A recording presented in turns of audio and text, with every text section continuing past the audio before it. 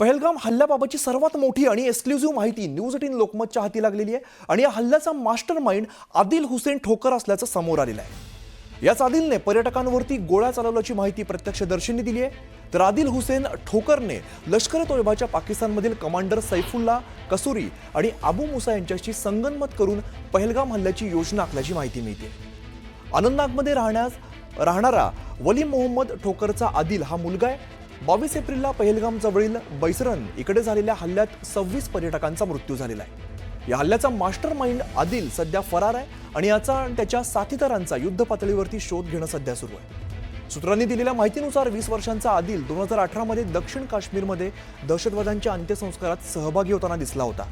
तेव्हा तो प्रसिद्धीच्या झोतात आला आणि याच वर्षी आदिल पाकिस्तानला गेला आणि त्यानंतर तो बंदी घालण्यात आलेल्या पाकिस्तानमधील दहशतवादी संघटना LET मध्ये सामील झाल्याची माहिती समोर आली।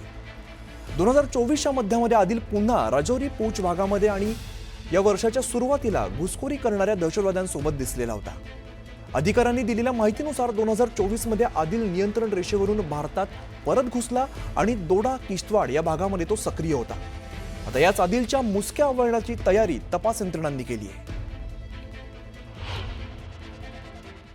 तिथले जे अँकर्स आहेत, तिथले जे एडिटर्स आहेत, ते अनेक भारतीय नेत्याचे नाव देत आहेत, म्हणतात की बघा हे भारतीय नेते या पक्षाचे म्हणत आहेत की भारतामध्ये मुस्लिम सेफ नाही आहेत म्हणून दहशतवाद्यांनी हिंदूंना मारलं। तर अशा प्रकारचं जे खोट्या-नाट्या बातम्या पसरवतात, आणि ज्यांची नावं पाकिस्तानी पेपरमध्ये आलेली आहेत, याच्यामध्ये काही राजकीय नेते आहेत, याच्यामध्ये काही ॲक्टिव्हिस्ट आहेत, याच्याशिवाय काही NGOज आहेत, यूट्यूबर्ससुद्धा काही अशा प्रकारचा दुष्प्रकार करत आहेत, त्यांच्याविरुद्धसुद्धा कारवाई करणं जरुरी आहे।